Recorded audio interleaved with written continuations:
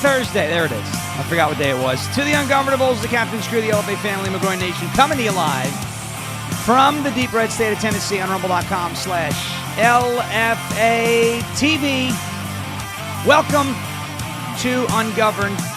You know what they say? Oh, hold on. The cats have moved my mic all over. They knocked the mic. You know what they say? What do they say? A sombrero a day keeps El Hakimo Jefe Jeffries away. Who says that? Yeah, everybody. The White House is saying now every day that the shutdown continues because the Democrats don't want to end the government shutdown unless illegal alien bad hombres get your health care, taxpayer-funded health care. Every day that the government remains shut down because of Democrats, the sombrero gets 10 times bigger. I think it's great. So obviously, a special thank you to everybody who shared the Schumer siesta video yesterday. Big one, went all over the place. Obviously, it's funny, right? I'll play a clip from you for you a little later in the show because we have a fun one today. It's a fun one today. A good friend of ours has he decided we were going to do this conversation. We had this talk a little while ago about comedy, about bits, about making funny memes and bits in the digital world. Well, today, and I know a lot of folks here are Bongino Army, yes. Right? I know a lot of folks here are Bongino Army. Producer Jim Verdi of the Dan Bongino Show, of the Vince Show, he joins us today, pre-recorded episode. Now, I'm going to get this out of the way right now, okay? We had a little problem with the audio. I know how to fix it, but I can't fix it after the fact. I had a little issue. It seems like it double sampled the audio coming in. So no whining or I'm going to kick you out. So it's a little tinny and there's a bit of a reverb. I tried to clean it up. You can still hear what he's saying. I know the audio has problems. I figured out a way after the fact to make sure that does not happen again. It's not going to make Jim's comments indistinguishable, but there is a little bit of, it's like, what is going on there? So I'm just getting that out right there.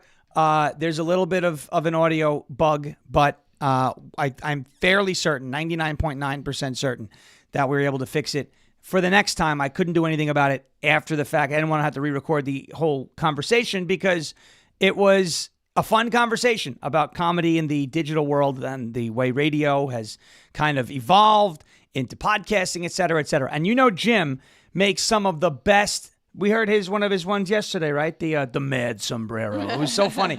All right, so before we get to Jim Verdi, the legendary producer Jim, I want to talk to you about our friends over at OFP Farms. Explore the wonderful quality of Faith Farm and Freedom products with a special limited time 15% discount on your entire purchase over at OFP Farms, America's go-to soap company, famous for their natural ingredients, skin-loving perks of tallow and goat milk, and a big heart for farm-to-family skincare. Look, whether you're looking for gentle skincare or thoughtful gifts, these products bring together expert care and good values to make your daily routine that much better. Do not miss this chance to enjoy premium products that support your health and ethical choices for the entire family. Go to OFPfarms.com OFPfarms.com, promo code SHAWN, OFPfarms.com, promo code Sean. You will get, look, this is the Outlaw soap. This stuff is so good. You know what it smells like? It smells like the film that Donald Trump's mugshot was printed on. Photography. There it is. All right. OFPfarms.com. Use that promo code Sean and you can get 15% off of the only soap that will leave you smelling like a felon. You see the Outlaw soap in this banner? Dead center. 15% off. OFP. Oscar Foxtrot. PapaFarms.com. OFPfarms.com. Promo code SHAWN. I want to play this little comment. JD Vance is loving the sombrero stuff. He is leaning into it. It is making people mad. But I mentioned this yesterday, and this is why the trolling is so successful. This is why the trolling does so well for Trump. These people don't understand that by giving I don't make a video in a sombrero yesterday mocking the Democrats that got 1.1 million views on X alone, okay? I don't make that video if these people aren't melting down about it. I'm like, all right, the sombrero thing, cute. They're melting down. This is it. They are the ones who made it trend. And so now you have major media outlets asking the vice president, what's up with those sombrero memes? Look at Vance, the way he handles it. And honestly, I can't wait for this guy to be president. I can't wait. Watch this. Okay, go ahead and ask the second question. So the president's been posting some images of Leader Jeffries and Senator Schumer. I saw. Recently, you've said that you're interested in good faith negotiations with these leaders, but what message does that send? Is it helpful to post pictures of Leader Jeffries in a sombrero if you're trying to have good faith talks with him? Oh, I think it's funny. The president's joking, and we're having a good time. You can negotiate in good faith while also poking a little bit of fun at some of the absurdities of the Democrats' positions, and even, poking some fun at the absurdity of the Democrats themselves. I mean, I'll tell Hakeem Jeffries right now, I make this solemn promise to you that if you help us reopen the government, the sombrero memes will stop. And I've talked to the president of the United States. The whole room is laughing. If you help us reopen the government, the sombrero memes will stop. But the sombrero gets bigger until morale improves. I love it. JD Vance leaning into it. You see them asking the question, and he's got this silly smile on his face like, is he really asking me this? I'm the vice president. What is he asking me? Anyway, we've got so much to get to, and I'm very excited. I think this is a good time to have a conversation about comedy while the memes and the humor are making a comeback and kind of dominating the political news cycle, especially after what we've all been through over the last month. Remember, Charlie Kirk's assassination September 10th. Before then, you had the Irna Zarutska story in Charlotte, North Carolina. You had ICE under attack. So we're going to take one little break today, talk about some comedy with a guy who is really one of the authorities on that subject, especially in this field, radio and content. Jim does a great job with The Vince Show. He did a great job with The Dan Bongino Show. And he wrote a book, for those of you who don't know. It's called The Dan Bongino Show Survival Guide. You can pick it up anywhere you get books. That's not why we recorded this interview. We did it because we wanted to have this conversation. But without further ado, here's the first part. We're going to break it up. It is pre-recorded. We're going to come back halfway through the show, do a quick little message from our sponsors, and jump back into the interview with Jim Verdi. Enjoy. Listen, I told you, and you didn't believe me, that I had an amazing guest coming on. Now, everybody believed me. Everyone understands that. I would like to believe that I'm a man of my word, haven't lost my credibility, unlike some people out there who are doing things that we shall not say or talk about right now. I told you we were going to have a fun guest, and I didn't tell you who it was going to be. And everyone was like, tell me. I said, no. We're not going to tell you who it is. I'm stubborn. I'm not going to do that. Well, we have the one and only, a man I'm proud to call a friend, producer Jim of The Dan Bongino Show, of The Vince Show. Jim Verdi is with us. We've been talking about doing this for a while. Back before both of our teams were unceremoniously eliminated from the MLB playoffs, we were like, hey, we should do this. So now I guess maybe we can call this a coping mechanism, right? We're both consoling each other. Jim, thanks for being here. Excited to do it. I think the night that we talked about doing this too, I might have drunk called you watching one of my teams lose, watching the Mets probably lose again. So yeah, that might have been but you and I had a really good conversation that night. Because it was an idea, I think, that somebody had, and I wanted to talk to you about it. And it was, I've been known to call you from time to time and have you voice a few things. And then we just got into this conversation about comedy. And I said, hey, man, this would make a really cool podcast. I think people would be into it. So that's how this whole thing got started. And I'm really looking forward to talking to you about this. Yeah, well, so I'm going to go all the way back to August of 2022, and it was actually August 8th, 8/8/2022, Frank Fugazi Day. I think before it was even known. I think it was before it was even known as Frank Fugazi Day, but that's when Donald Trump's house got raided by the feds. So I'll tell you, so we were planning this huge event on Long Island, the group that I was running out there with Kevin Smith, Loud Majority on Long Island, and we were planning this massive rally to protest, the raid and get everybody out, everybody galvanized, and it was election year. And I say, it would be really cool if, if Dan Bongino somehow found out what was going on. And I realized that you were following me on Truth Social and on X. Mm-hmm. So I followed you back and I said, you know what? Maybe they want some content for the radio show. We'll take some video and we'll send it out. It wasn't, I don't know, a few hours after that I got a DM from you, said, hey, can you help me with something? And I went, whoa, what's going on here? And it was War Games. I think that was the first bit that we ever did. And it was a hit. How did you come up with that idea?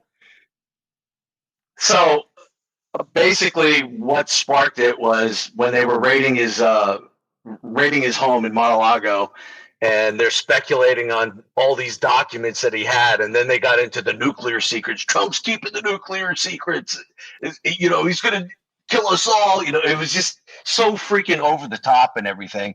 My mind immediately went to, because I'm an old guy, immediately went to 1984's War Games with Matthew Broderick and Ali Sheedy.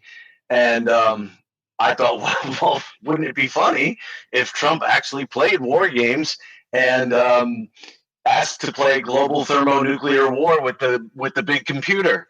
And I had I went and found the soundbite from the movie, and I pulled it, and I pulled the computer part, and I had written up the part that I would want Donald Trump to do.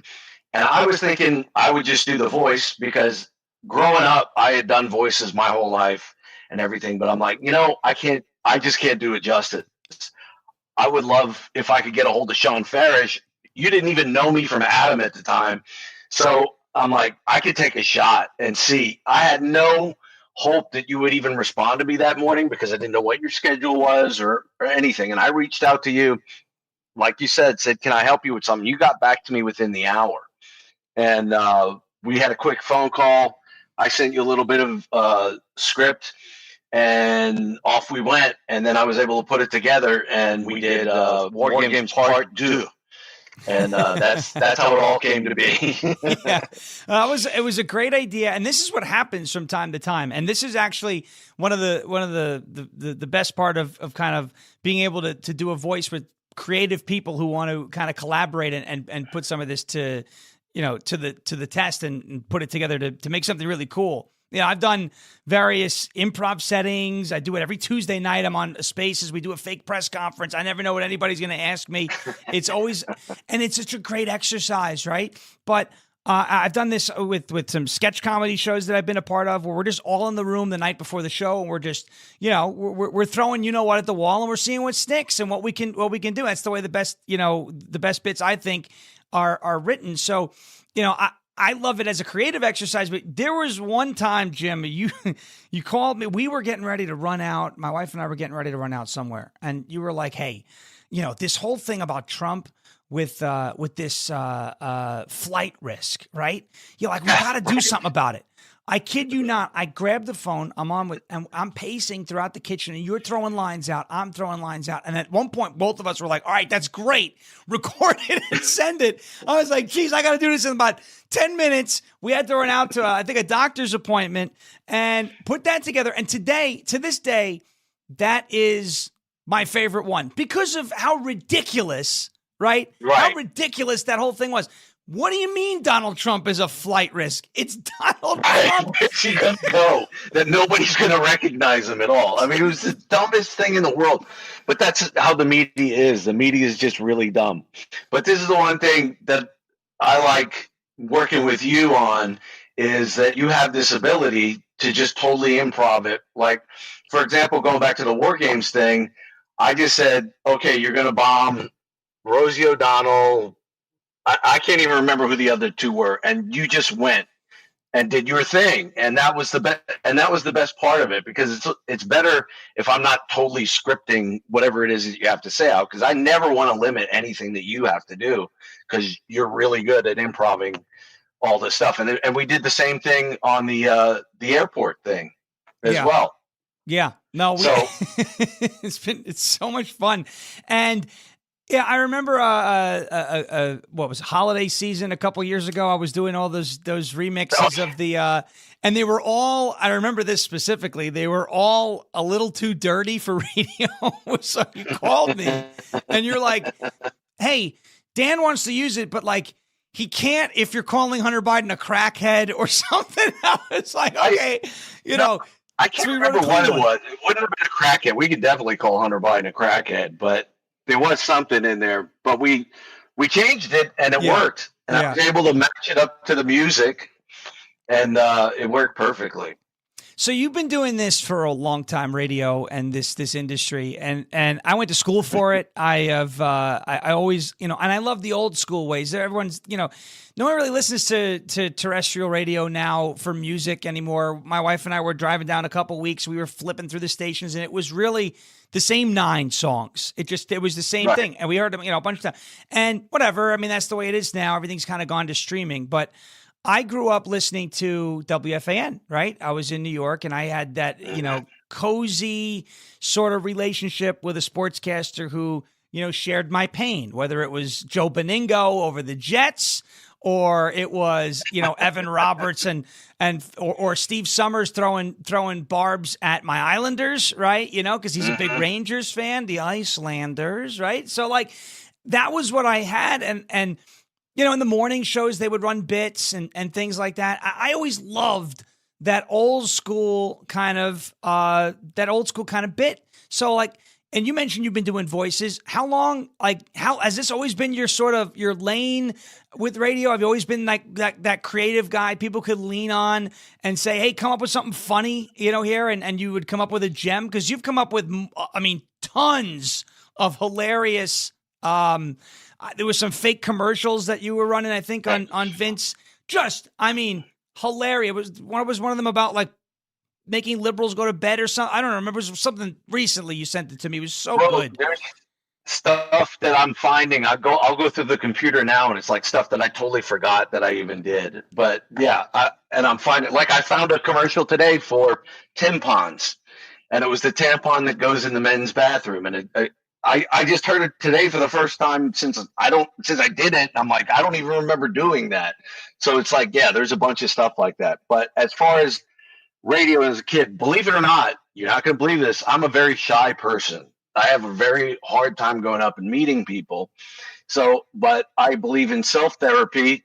And I also was a person who did not like to get up early in the morning. So my first real job was doing morning radio, which forced me to talk to people at 5:30 in the morning. So that's the way I got into it. When you talk about comedy, comedy's always interested me. I loved it. Like I said, I'm an old guy. I would watch all the greats, the Richard Pryors, the George Carlins, Steve Martin.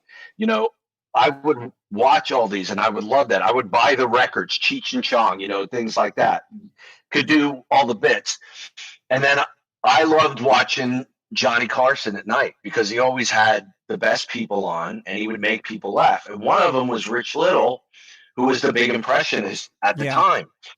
And he would do all the voices. So I would start practicing doing voices like Rich Little would do. And I started doing a lot of voices, and even in like as far back as Cub Scouts. I remember I don't know how or I don't know why, but I was selected to MC the Blue and Gold dinner, and I was doing this cheesy comedian character. So I don't know. It's always been there because I just like to make people laugh. I think laughing is a good thing. I'm a very positive person. So that's kind of my thing, is I like making people laugh. And then when I got into radio, my first real job was working at this station. It was an adult contemporary station, and it was called Star 105, and they were going to launch using big celebrities. So this would have been back in 89 or 90, and they launched with like the first 3 shows we did was with Dana Carvey, and that was amazing to me watching him work. He, to this day, is still the funniest guy that I've ever seen in my life. You gave him one of your characters, one of his characters, a situation, and then he would just go. And it would be some of the funniest stuff that you ever heard. And so that's what I was doing, was screening calls at the time, getting people lined up to do just that. And I don't know what it was. I must have done one of his voices to him. I think it was definitely the grumpy old man. So for 3 days, he's like, "Oh, you should do that on the radio with me. You should do that." And I'm like, "There is no. Can I swear on this thing?" Of course. Oh yeah, yeah. There is no fucking way I'm doing this with Dana Carvey. Are you kidding me? Are you crazy? There's no way. But finally, on the last day, he convinced me to do it. So it's like, here I am doing the grumpy old man with Dana Carvey sitting next to me. And of course, it was a miserable failure. And then he jumped in and saved the whole thing. It was brilliant. As a matter of fact, I did show and tell. I got show and tell. So let's see if I can get it here. Let's see. There it is, right there. There There's you me go. and Dana Carvey together. Wow. So, and that's me doing the grumpy old man for him. And that was.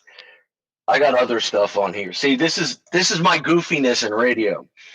We did Pie the Mime Day, and I was the mime, so we could do stuff like that. For Garth Brooks' baby shower, they sent me out in a diaper and to raise like baby food and baby diapers for people in need and things like that. So I've been doing all kinds of goofy things. Here's another guy that I really like a lot, Rich Little. Not Rich Little, Richard Lewis. Yeah. Richard Lewis was a genius, and Richard Lewis actually saved my job one time too. Really? I don't know. Must have made a good impression on him. But the general manager of that radio station really hated me, and for whatever reason. But I think it's because the program director. I'll try not to make this too long of a story. The program director that hired me was crazy, and he wound up getting fired for threatening to shoot Jim Belushi, who was coming on the radio the next day. Yes. What? So he got fired. I was his hire, so she didn't like me. But anyway, Richard Lewis goes out to dinner with my GM, and he brings me in to this room before the show one day on the side room. And you know, Richard Lewis, he's like doing this all the time.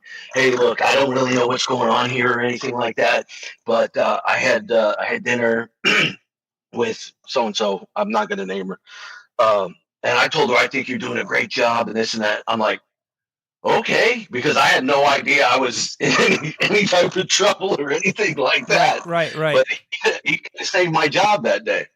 And then another one that I got to meet that came on the show was Rich Little. And I'm like, oh my God, watched him on Carson all this time. And now I'm finally going to get to meet him and watch him do his thing. Sean, it was the most disappointing thing I've ever been through in my life, because It's like he had done so many characters and was so many different people that I think he forgot to be himself and forgot what his own personality was. Oh, that's terrible. So when he wasn't doing a character, there was just nothing there for him to talk. I actually felt really bad for him. So anyway, that's kind of how I got into a bunch of doing that. It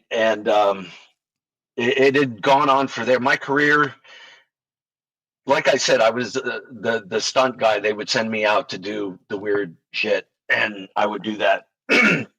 When I eventually lost that station, I wound up working at the country station that took over. So they fired me, and then they hired me back at the same frequency 4 months later under new ownership to do the morning show. And then I wound up doing the afternoon show with one of the best talents I've ever worked with in my life, a guy named A.W. Pantoja, and so funny. And we had a bit in Dallas that we can't do anymore, but in the 90s we were able to do it, and I still don't know how. And it was called the 5-minute ride. And the 5-minute ride was, you would call us on Fridays. We'd line it up an hour, and you would tell us what car you were in. You had to have a driver, and then the person participating in the 5-minute ride who was in the back seat. You had to tell us what your car was, color, make, model, license plate number, and then tell us what highway you were on. Okay. And then you drive down the highway. We start the clock, and if you can get through the entire 5 minutes, every time a car horn honked, you had to take off a piece of clothing. Oh, no. If you get through the entire 5 minutes without losing all your clothing, then you won. But nobody ever made it, and they won anyway. You know, right. All the price was a station T-shirt, and AW made me do it shirt. That became the bit. AW made me do it. So there were all these stupid human tricks that that he did, and or that he had people do, like just crazy. Some of them involved me, mud wrestling people. It was bizarre. What a start! What a legacy, and the things you've seen, the things you've done. That's unbelievable. Let me ask you. You mentioned George Carlin, and he's my all-time favorite comedian. I love George Carlin. I didn't really know about him until he passed away, and then my mom tells me, "Oh, wow." Yeah, she tells me, you know who that is. I said, no, I have no idea. She goes, this is 09. And she goes, yeah, that was the conductor on one of your favorite shows, Thomas the Tank Engine. I loved that show when I was little. So I'm like, okay, that doesn't necessarily mean he's funny. So I start watching him, and he's hilarious. And I'm seeing George Carlin for the first time, so I'm literally in tears. And then there's this bit about the children and save the children. What about the children? The children. And I'm like, this guy was on Thomas, and the very next line he goes, that's Mr. Conductor talking. And I'm like, dang, this guy really goes for it. One of the best things about him is that I think this is kind of what we're doing, is he told his jokes and his brand of comedy, but he made you think, right? He made you think about all the nonsense that's going on. So when you talk about tampons, or we do the Trump PSAs, which we'll get to in a second, is that what you think? See, a lot of comedy now is just finding somebody and making fun of them, right? And it's like, okay, you can call someone stupid or whatever all you want, but unless there's really that element of like thinking about it and like thoughtful humor, I don't really think it's funny. And I think that's why people like Kimmel and Colbert, who are just going on late night television and bashing Donald Trump, are losing in the ratings. Do you think that that's what's missing from most comedy now is the complexity, instead of just saying somebody's an orange Cheeto and ha ha ha, I called him orange for the 99th time? Yeah. Well, when you talk about people like Kimmel and Colbert and everything, they're basically taking shots to just take shots, to make fun of it. They had a perfect target for 4 years, for the last 4 years, and didn't take one shot. They weren't interested in the comedy. They were more interested in the politics. And that's not funny. Politics isn't funny. Humor is funny. And humor, the best humor, has to be rooted in truth. And the jokes that they're telling about Trump don't hit because they're not rooted in truth. And if it's by hitting, their audience laughs because their audience just hates him, and they're going to laugh at anything that they have to say about him. But if it's rooted in truth, you're going to make me laugh too. If it's a funny joke about Donald Trump that's rooted in truth, I'm going to laugh because that's funny. That's same here. That's what comedy is, and they don't have any of that. The thing about Carlin, he was incredibly smart, but also incredibly passionate about free speech as well. Yes. If Carlin was still alive, he would never, ever have gone for all this woke nonsense. And it would have been a massive, massive target for him. The whole trans thing would have been a massive target for him. I think about this one bit where, all right, we will be right back with the interview with producer Jim of the Dan Bongino Show and the Vince Show on Silverlock. Right here on Rumble. It runs the same time, as a matter of fact. The Vince podcast, the Vince radio show, runs from 12 to 3 Eastern time. I know the audio sounds a little kind of sketchy here or there. It actually sounded a lot worse before I did a little compression last night. We'll get back to more, but are you guys enjoying it? It seems like everybody's enjoying it. Oh my gosh, I keep doing that. I said, yes, this is great. Yes, it seems like everybody is enjoying the interview with Jim Verdi. So he is a legend. We get into more of the comedy, more of the fun stuff. Before we do that, I want to talk to you about our friends over at Silent. It's SLNT.com, silent.com/SHAWN. Take back your privacy. Go to Silent. Go silent today. Let's face it, folks, your phone is a tracking device. It's a tracking device. Between government agencies, big tech, corporate data brokers, and even cyber criminals, they're all fighting for a piece of your digital footprint. And they don't ask any more about it. They just go ahead and they just take it. They don't care. They just take it. That is why Silent exists. Silent makes Faraday gear that blocks all wireless signals, including cellular, Wi-Fi, Bluetooth, GPS, RFID, and near-field communications. No signal You know what that means. It means no tracking. It means no remote access. It means no breadcrumbs. It is the same technology that is used by special operations teams worldwide, used to block signals, avoid surveillance, and secure communications wherever the mission leads. And right now, it is available to you to protect your family, protect your freedom, and protect your digital footprint. Drop your phone in a silent Faraday sleeve, and it is off the grid, completely silent and invisible to the outside world. From backpacks to sleeves to crossbody, Silent's patented technology gives you control of your privacy. Just go to slnt.com/Sean, SHAWN, to get 15% off and free shipping on qualifying orders. That is Silent, SLNT, Sierra Lima November Tango. Silent, slnt.com/Sean, Sierra Hotel Alpha Whiskey November, spell it right. 15% off and free shipping on qualifying orders. That is Silent. Go silent today and silence the chaos. That's right. All right, we're going to jump right back into the conversation we had with Jim Verdi, the producer Jim from the Dan Bongino Show, author of the book, The Dan Bongino Show Survival Guide. You can buy that anywhere you buy books. Jim Verdi, now the producer of The Vince Show on Silverlock Media. Check him out at JJ Verdi on X and Truth Social. A good friend of ours, an amazing guy to work with, a creative genius, and a whole lot of fun. Here is the second part of that interview.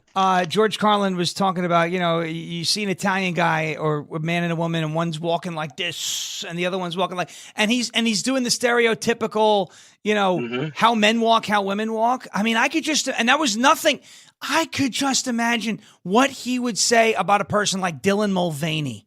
I feel like he would just, and the problem here is, I don't know, but socially, George Carlin was probably on the left.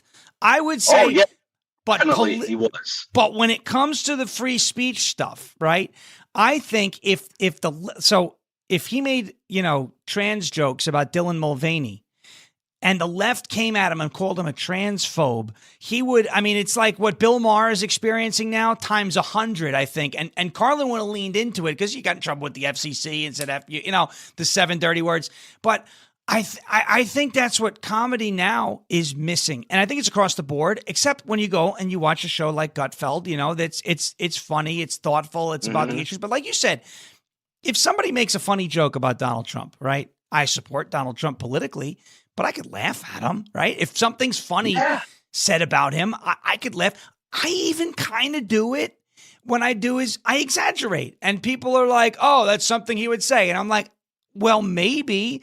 I don't know if he would say the biggest of all the big, right? But that's the point, is that people, you'll hear that and understand that it's self-deprecating in a way, but we're also getting a point across. And I think that's what a lot of comedy is missing, is they're afraid to insult their tribe. And so then they just don't make jokes. Even when, as you mentioned, you had a walking, breathing, stumbling, bumbling joke of a president in front of the world.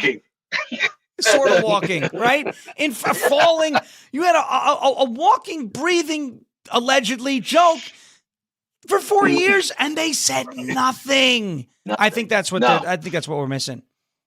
There was nothing funny about him falling downstairs. There's nothing funny about him getting lost. There's nothing funny about him trying to shake hands with somebody who's not there. They couldn't find anything funny at all to say about that. It's just, and that's pathetic. That you're missing an opportunity. Your job is to entertain people, to make people laugh. You're allegedly a comedian, but you're going to pass on material just because politically it doesn't fit with what you want to do. That's the most ridiculous thing I've ever seen. Have you seen the Carlin thing about the planet? Yeah, the planet can shake us off like a bad case of fleas, and all that. I love that bit.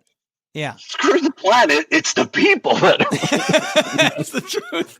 It's the truth. Planet's going to be just fine. Maybe the planet wanted us because it wanted plastic. Yes. And that's the type of stuff I think it's missing really across the board. But the folks that want to be like the authority on humor, right? The late night TV, Hollywood, etc. They won't make jokes that will offend the quote unquote protected class. Look, nobody's protected from jokes as far as I'm concerned, because they're jokes. They're not serious. They're jokes, right?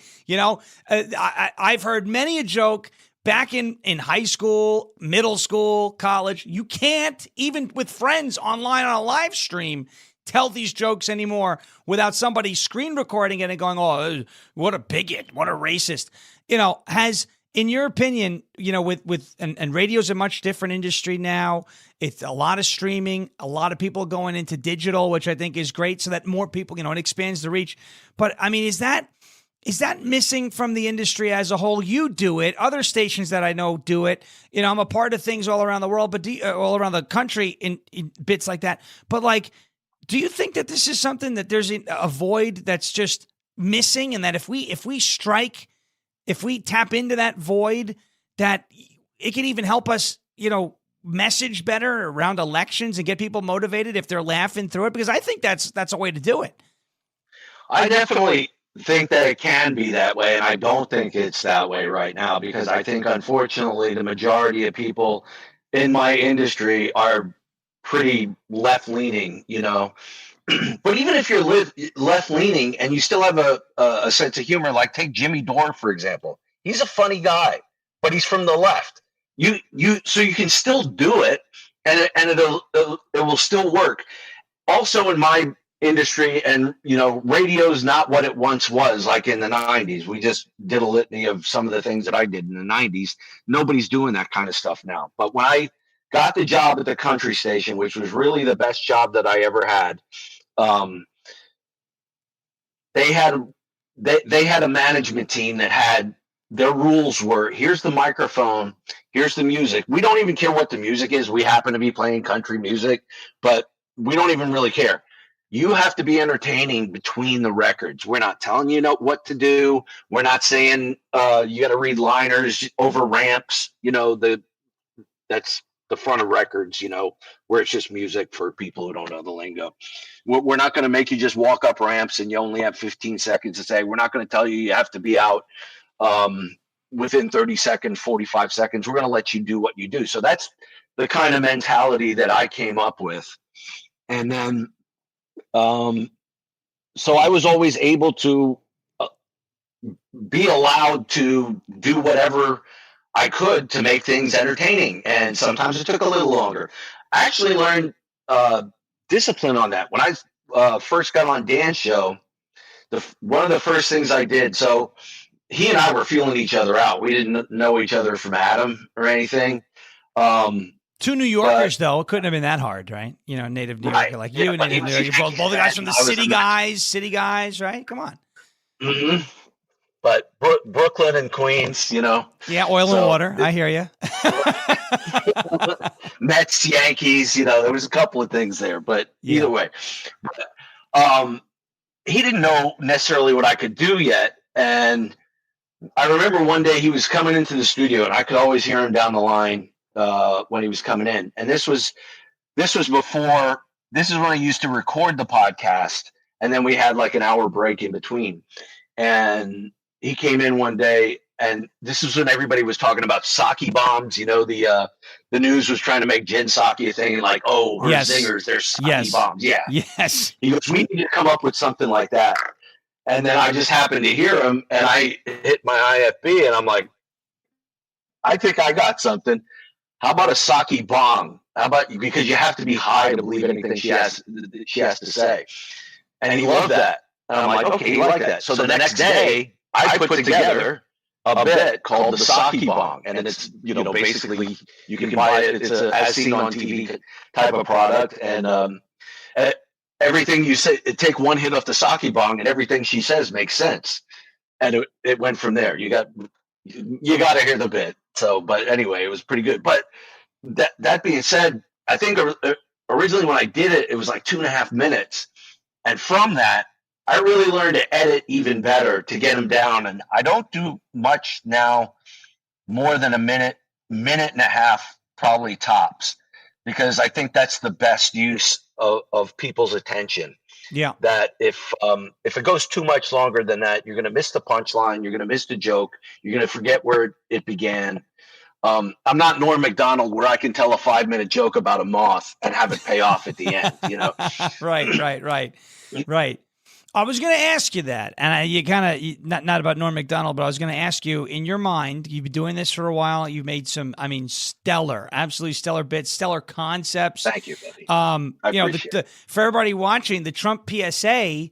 Right. It was August 16th. I recorded I was just feeling it one morning or afternoon, Trump endorses breathing. And it was a whole thing back then. But then the whole Tylenol thing and you hit me up with the Trump PSA.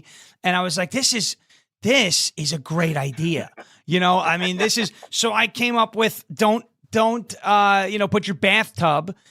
Put your toaster in the bathtub, right? And people thought that was, good. And you have a whole thing. And what in your mind leads to the perfect bit? If you had to describe it and it had to meet certain criteria, you already mentioned under a minute and a half, which is ironically what I shoot for when I make a video, but because I feel like 90 seconds, right? It's not 2 minutes, it's not too long. People aren't looking down at the status bar going, all right, how much longer, and you get a good complete, but like, what are the criteria? So for me too, it's like a minute 30. What is the criteria for you that, for the perfect bit? If you can give somebody the recipe for the perfect radio podcast bit, what would it look like?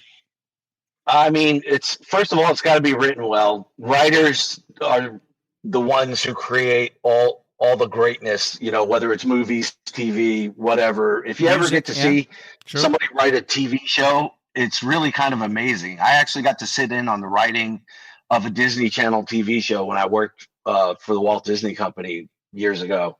And it was just truly an amazing thing. But the writing, and then know where you're going, and you can usually get it done. If you really want to break down the formula, it's the rule of three.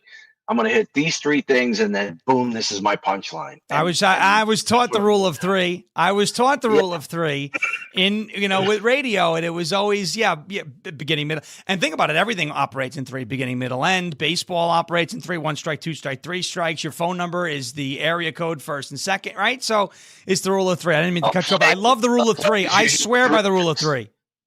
Mm-hmm. A play is usually 3 acts. All right. Life, liberty, and the pursuit of happiness is 3. Like, think of it right there. I'm serious. They do it. Yep. Now, if Jefferson threw in something else after that, then it would have been like, I get. Well, maybe we could put this in there too. Then it would have totally lost the meaning. But he nailed it with life, liberty, and the pursuit of happiness. Even the Olympics is gold, silver, bronze. There's no 4, right? Though everyone uses the rule of 3. Everybody. Right, unless you're Riley Gaines and you have to share 6 with a man. But other than that, right. But I'm sorry, you go ahead. The perfect bit. So the rule of 3 you're talking about. So the rule of 3, and then you have to have the payoff. If the payoff isn't there, it just doesn't work. Which is why Saturday Night Live has kind of sucked. They really, really lost their way. God, that was a genius show when it first came out, and even through the '90s, when you still had, you had. Well, Piscopo was the first one. Piscopo and Eddie Murphy were the first cast after the original cast. So, but they were really the only 2 standouts. It wasn't great after that. But then you had the 90s run with, Dana Carvey and Phil Hartman and Martin Short and Mike Myers. And it's like, what a freaking cast that was. It was unbelievable. David Spade. You can go down the line. And then you always had the strong talent with the great jokes and the great writing on Weekend Update. When you had Norm Macdonald, Dennis Miller, Chevy Chase did that for a minute too, right? Chevy Chase was the original. It was the original anchor for. I'm Chevy Chase, and you're not. Yeah. Yes, exactly. Yeah. And then you had Dan Aykroyd and Jane Curtin do it together, which was the first point counterpoint, and that's where we got Jane, you ignorant slut. Right? It was like that was just brilliant. And then the whole point counterpoint was she would make this one point, and then he would just berate her about her sex life for his counterpoint, and it was just like that was just really funny. And Belushi and Chris Farley, God, they were just really, really funny guys. And if you look at, like, for example, Farley's sketch on Matt Foley, it was always the punchline was it was always going to end with you'll wind up living in a van down by the river. Right. But he would take it so far. And the funniest parts for me are on a show like that or on like the Carol Burnett show where they would always try and make each other laugh. So they're working hard to bust up the rest of the cast. Break. Right. I love that, you know? Yeah. And in my radio career, that's one thing that I'm glad that I have a good enough sense of, is knowing my place, because I've always been kind of the sidekick guy. Right. But if I have a line, I'm going to get it in there, and it's going to be one line, but I'm not taking away from the host.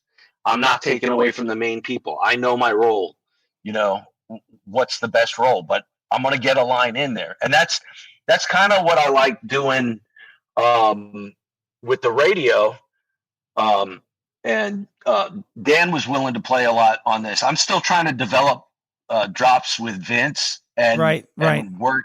We're still trying to get it together. I haven't even been a year yet, so that'll develop. But like with Dan, when I could drop Tiffany in there, you know, that motherfucker is not real. He would, you know, and then he would play off of that. Oh, well, do we, Yeah. you know what? You bring up drops. I got to tell this story. My wife's going to really appreciate that. We're going to revisit this moment. It was 2 years ago. So I used to have a tablet, you know, an old Samsung tablet that I hardwired into my audio interface, and my wife could press, you know, we had a virtual soundboard. So she was doing drops, right? And I was discussing, and I said, total freedom. Don't be afraid to press anything whenever you want to press it. Don't tell me what's coming. Just press the button.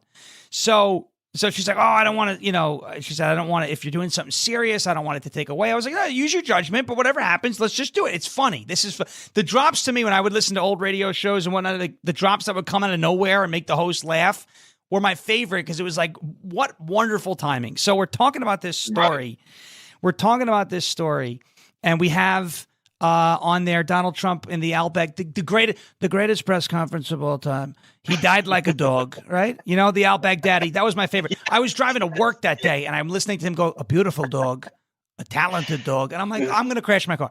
So we had the he died like a dog was one of our drops, okay? Mm-hmm. And so we're talking about this story that came out of the Netherlands about, and it was my whole thing on the show was, the big segment of it was, you know, the genital mutilation of kids and all this, and how, you know, it could lead to suicide down the road and all that. And we get to the story in the Netherlands, and it's a terrible story about an 18-year-old who is having, you know, gender reassignment surgery, which is ironic because you can't be reassigned to either more than one other gender, which is great. So there are two. They just don't want to admit that. And he died. He went into organ failure. Terrible story. And my wife hits he died like a dog bit in the middle of that. And I went, oh my. Oh, no. That is not, because she was looking at me like, I want to press the button. And I was like, sure, hit the button. And she presses it, so I go, not that button. No. You have all these buttons to press. You use that button. But that was to this day my favorite use of the drop. And everyone got it. We weren't making fun. You know, we have a cool audience. We weren't making fun of the person, but she pressed it. And I was like, you heart of just ice. Oh my gosh. So you mentioned the bits and the drops. And I think the timing, and it just roll with it. I think that's one of my favorite things in radio. Again, older, a lot of people don't use drops anymore. It's a shame that people are getting away from it. But you know, Dan used to have it with the 8/8 and all that with Frank Fugazi, right. and so many. It was really Muttley for a while was one of those drops, right, that would come through. It was always and the drops kind of become something that the community shares. We have on our show. Yes. We have on our show a couple of things. We have the rooster.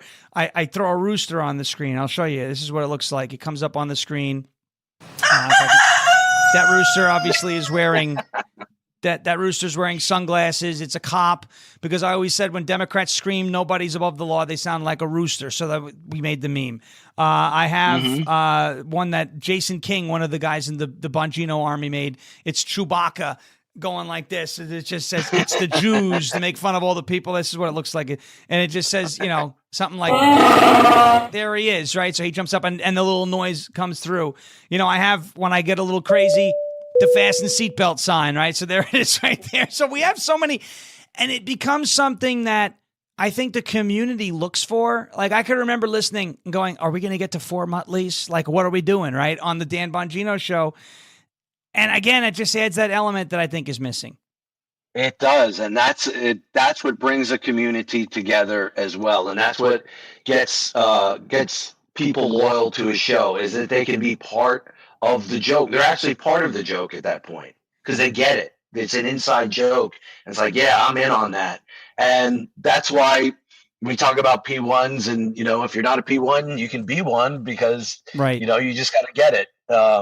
I wrote a book about that. I was just gonna, you know what? We did not share notes. I was just gonna ask you. I said, because we're coming up on just about the end here, and I wanted to first of all let everyone know to follow you over on X at JJVerdi, JJVERDI. That is Juliet Victor Echo Romeo Delta Indigo. Okay, everyone loves my phonetic alphabet. But you wrote a book called the Dan Bongino Show Survival Guide. It's on Amazon. You can pick it up. I want you to pick it up. I'm apparently in this book. Okay. So this is the deal. All right. Yes, we're in the book. It's a good thing, but that's not why I want you to pick it up. Pick it up to A, support Jim, but B, get in the minds of one of the greats. Let everyone know a little bit about the book, where they could find you. Thank you, buddy. You said it. It's Amazon, other places you can buy books. It's been out, heck, a year now. Over a year now, maybe. I don't know. I don't even remember. It's been a long time, but it just explains a lot. I talk a lot about, actually, on a more serious note, Rush Limbaugh, and that's how it started. And I wouldn't be involved in this. Vince wouldn't be involved in this, and Dan would never have been involved with this if it wasn't for, unfortunately, the passing of Rush Limbaugh. Right. Somebody who I listened to for 30 years and admired, and still to this day can't believe I'm sitting in the chair from noon to 3 Eastern in that slot on many of the same stations that he is. And when I have the opportunity to fill in, it doesn't ever get out of my mind that I'm filling those shoes. And I know I'm not doing a very good job of it, because I can never live up to the standards that he set, or Dan set, or Vince sets, because they're all three quality broadcasters, and I do my best. Like I said, I know my job. I'm a good background guy. I'm a good producer. So, but it starts about that, and then if you want to learn a little bit more about me, I go into a little bit more of my background, and it gets a little political at the end, but other than that. So that's the book. I'm not here about the book. I wanted to talk to you about comedy. That's, and I wanted to, you're an inspiration too. And I think people should know this. And people have heard your Trump impression for a long time, but I hope people don't take it for granted, because I don't think they understand the work that you put into it when you get all the little idiosyncrasies that he does, and you're able to work them in there, and you don't overdo it. You work them in in just the right spots. It's deadly the way you use it. And then when you exaggerate it a bit, that's good that you exaggerated a bit, because then you're having more fun with it. Right. You realize you're doing a bit. You're doing something to make other people laugh. It's not, I'm doing a very serious Trump impersonation, but you just freaking nail it. And that's why that day with the War Games thing, I was like, I'm not going to do it any justice if I could just get a hold of Sean. And sure enough, we were able to get together. And then now you and I have become friends, and I think it's great. And I'm really glad for that, actually. Yeah, it's the best byproduct that I could have asked for. It's been a lot of fun. We have some really fun conversations all the time, and the bits that we produce, whether it's War Games, whether it's my all-time favorite is Flight Risk, just how ridiculous it is. How is Donald Trump going to leave the country? A, he's got a plane that says his name on it. B, I know what he's the reason why I'm able to do his voice and everyone knows it's his voice is because he's the only person who sounds like that. Okay.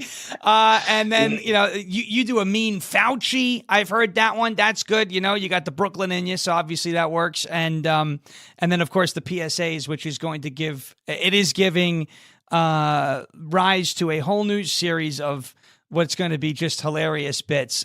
Don't put plastic bags over your head types of deal. It's just some funny stuff. But Jim, this was fun.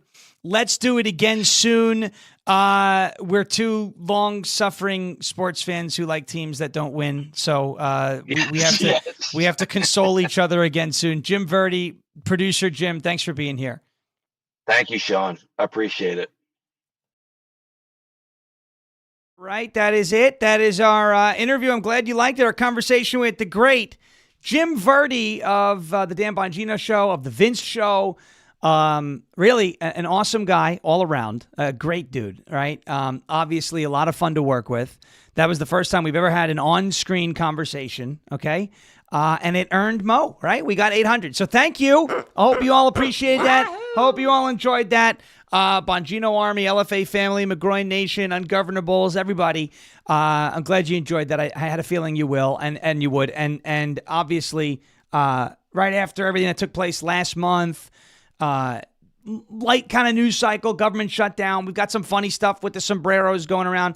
Felt like a good time to do a little, let's reset a little bit, breathe, and laugh a little bit, reminisce about a little of those things. I wish I could have played the bits during the show. I didn't have a way to route the audio properly that way. Working on that as well. And, of course, thank you again for putting up with less than stellar audio. I cleaned it up as best as I could. It's actually sounded a lot worse before that. So appreciate you guys for sticking around and watching it and supporting it. Remember to support Jim Verdi. Go give him a follow at JJ Verdi on X. Pick up his book, The Dan Bongino Show Survival Guide, on Amazon or anywhere you get books. Folks, Jeremy Harrell is coming up next. Check out the LFA TV store over here at LFATV.us. It's LFATV.us. Click on that Visit the Store tab. Scroll down. Up and down, there's something for everybody here at the LFA TV store. It's LFATV.us or JeremyHerald.com/store. Amazing merch as we go into the holiday season soon. Great gift ideas, etc., etc.